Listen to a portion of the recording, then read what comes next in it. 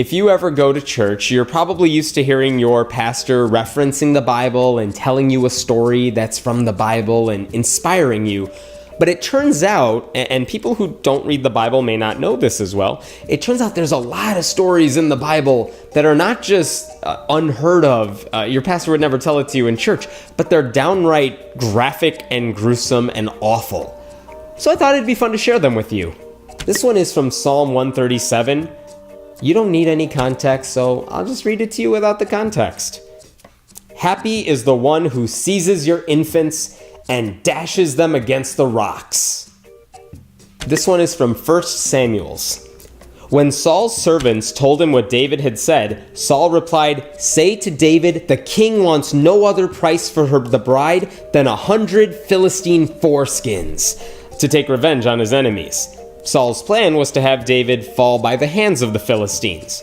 When the attendants told David these things, he was pleased to become the king's son-in-law. So before the allotted time elapsed, David took his men with him, and they went out and killed 200 Philistines and brought back their foreskins. They counted out the full number to the king so that David might become the king's son-in-law. Then Saul gave him his daughter Michal in marriage. This one's from Exodus, and it reminds us that God has a blood fetish. The Lord said to Moses, "Tell Aaron, take your staff and stretch out your hand over the waters of Egypt, over the streams and canals, over the ponds and all the reservoirs, and they will turn to blood. Blood will be everywhere in Egypt, even in vessels of wood and stone." I know people want to make kids really happy, but sometimes that can go a little too far. So this one's from the book of Mark, so hey, New Testament.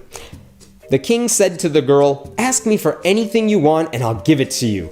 And he promised her with an oath, "Whatever you ask, I will give you, up to half my kingdom." She went out and said to her mother, "What shall I ask for?" "The head of John the Baptist," she answered. At once the girl hurried into the king with the request, "I want you to give me right now the head of John the Baptist on a platter." The king was greatly distressed, but because of his oaths and his dinner guests, he didn't want to refuse her, so he immediately sent an executioner with orders to bring John's head. The man went, beheaded John in the prison, and brought back his head on a platter. He presented it to the girl, and she gave it to her mother. Just like that. This is from Acts. On the appointed day, Herod, wearing his royal robes, sat on his throne and delivered a public address to the people. They shouted, "This is a voice of God, not of a man." Immediately, because Herod did not give praise to God, an angel of the Lord struck him down, and he was eaten by worms and died. So there's a pleasant story for you. Back to God's bloodlust. This one's from Revelation. The sea gave up the dead that were in it, and death and Hades gave up the dead that were in them, and each person was judged according to what they had done. Then death and Hades were thrown into the lake of fire. The lake of fire is the second death. Anyone whose name was not found written in the book of life was thrown into the lake of fire.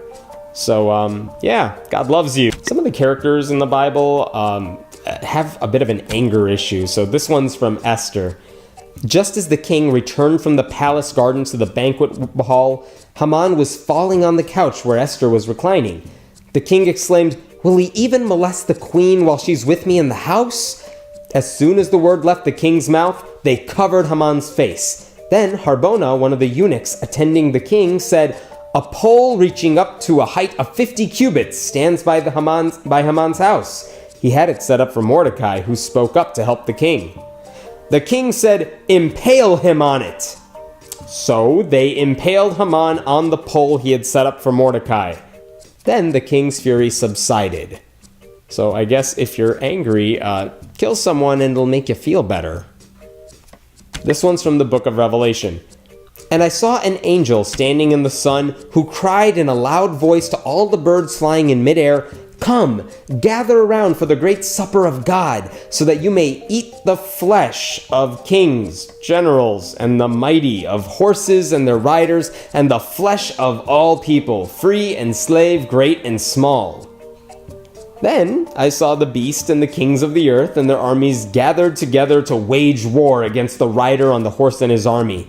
But the beast was captured, and with it the false prophet who had performed the signs on its behalf. With these signs he had deluded those who had received the mark of the beast and worshipped its image. The two of them were thrown alive into the fiery lake of burning sulfur. The rest were killed with the sword coming out of the mouth of the rider on the horse, and all the birds gorged themselves on their flesh. Have fun eating dinner after watching this, by the way. This one's from Judges. They said to him, "We've come to tie you up and hand you over to the Philistines." Samson said, "Swear to me that you won't kill me yourselves." "Agreed," they answered. "We'll only tie you up and hand you over to them. We will not kill you." So they bound him with 2 new ropes and led him up from the rock. As he approached Lehi, the Philistines came toward him, shouting. The Spirit of the Lord came powerfully upon him. The ropes on his arms became like charred flax, and the bindings dropped from his hands. Finding the fresh jawbone of a donkey, he grabbed it and struck down 1,000 men. Then Samson said, "With the donkey's jawbone, I have made donkeys of them. With the donkey's jawbone, I have killed 1,000 men." Whatever floats your boat, I guess. This one is from 2 Kings. From there, Elisha went up to Bethel. As he was walking along the road, some boys came out of the town and jeered at him. "Get out of here, Baldy," they said. "Get out of here, Baldy." He turned around, looked at them, and called down a curse on them in the name of the Lord. Then 2 bears came out of the woods and mauled 42 of the boys. And he went on to Mount Carmel and from there returned to Samaria. Yeah, stupid kids. What did they know? I once heard there was a story in the Bible of a guy who sacrificed his daughter because some strangers were coming to his door, and I didn't really look at it carefully, and I realized the story is way worse than that. So this one is from the book of Judges. The owner of the house went outside and said to them, "No, my friends, don't be so vile. Since this man is my guest, don't do this outrageous thing. Look, here is my virgin daughter and his concubine. I will bring them out to you now, and you can use them and do to them whatever you wish.